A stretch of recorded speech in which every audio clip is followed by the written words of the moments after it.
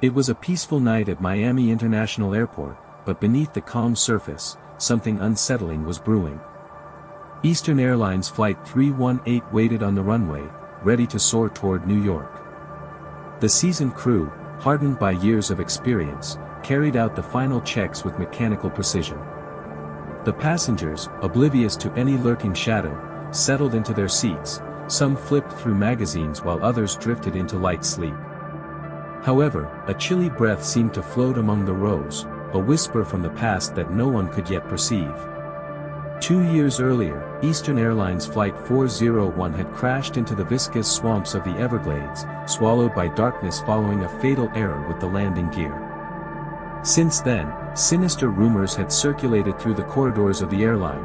Crew members swore they had seen spectral figures on other flights, shadows emerging from nowhere with eerie warnings. Captain John, a man with a hardened face and a logical mind, dismissed such tales as mere delirium. But that night, as his fingers glided over the controls, an icy shiver ran up his spine. He attributed it to the air conditioning and ignored it. The plane took off with a muted roar, ascending toward a sky as black as ink.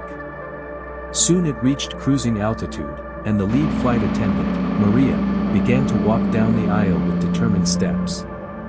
While adjusting a service tray, a light on the ceiling began to flicker with an irregular blink. Frowning, she thought it was a trivial electrical fault, but then she heard it, a raspy whisper, like dry leaves being swept by the wind. She turned around, her heart pounding in her throat, but the aisle was empty. Only the faint hum of the plane filled the silence. "Calm down, Maria," she told herself, although her hands trembled as she moved on. In the cockpit, the co-pilot Tom was studying the itinerary when a fleeting silhouette crossed his peripheral vision. He turned his head toward the closed door, but saw nothing. The air felt dense, oppressive. Suddenly, the radio burst into a deafening static, and a broken voice cut through the interference. "Watch out for the landing gear." Tom paled, his eyes searching the captain's for confirmation. "Did you hear that?" murmured John, his voice taut as a cable on the verge of snapping. "Yes," replied Tom, "and it certainly wasn't from ground control." They nervously rechecked the landing gear. Everything appeared to be in order, yet an icy current seeped into the cockpit, as if something, or someone, was watching them from the shadows. In the passenger section, Laura, a woman with a troubled look in her eyes, was reading under the dim light of her lamp. Suddenly, an invisible, ice-cold hand brushed against the back of her neck.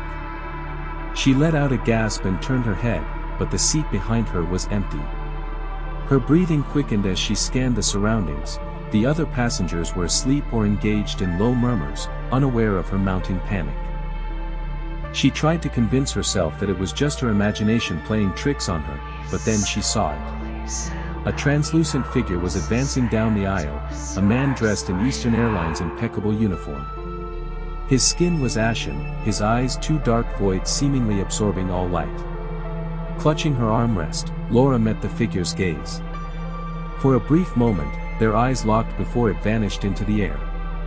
Trembling, Laura sought out Maria and recounted the incident in a halting voice. The flight attendant listened, her skepticism wrestling with the echoes of those much-heard rumors, the ghosts of Flight 401, doomed to haunt the airline's planes. She decided to alert the captain. In the cockpit, John received the news with a blend of disbelief and disquiet. "Ghosts," he muttered, yet the coincidences gnawed at him. He picked up the intercom and addressed the passengers with a forced tone, "Everything is under control, we will soon be in New York." His voice echoed hollowly, unable to dispel the growing tension like a thick fog. Then chaos erupted. The lights on the control panel began to flicker like deranged eyes, the radio vomited static, and the instruments spun meaninglessly. The plane trembled slightly, and a deathly chill invaded the cockpit. Tom clutched the controls, his face ashen. "What the hell is happening, John?" "I don't know," the captain grumbled, sweating despite the cold. "Let's follow protocol." At that moment, a screech tore through the air as the cockpit door burst open.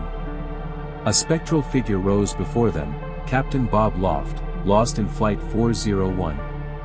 His uniform remained pristine, but his face was a death mask, his sunken eyes glowing with an otherworldly intensity.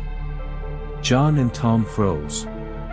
Loft extended a bony hand and spoke in a voice that reverberated like an echo from the abyss. "Watch out for the landing gear. Do not repeat my mistake." The apparition dissolved into swirling mists, yet its presence left behind an icy void.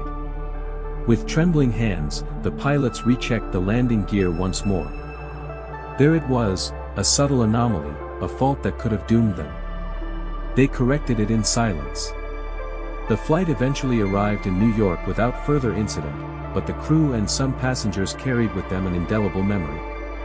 Sightings continued on other Eastern Airlines flights, shadows in the aisles, voices in the night, warnings whispered from beyond. The airline denied everything, yet the stories persisted, weaving a legend that refused to fade. Were the spirits of Flight 401 guardians, trapped in a limbo between life and death? Or were they merely mirages born of fear and guilt? No one knows. But that night, on Flight 318, something shattered the laws of rationality, leaving behind a mystery that still whispers in the skies. Perhaps, somewhere in a forgotten corner of the atmosphere, the souls of Flight 401 continue to watch, waiting, ensuring that their tragedy is never repeated. Or maybe, the next time you board a plane, you will feel an inexplicable chill, and wonder if you are truly alone.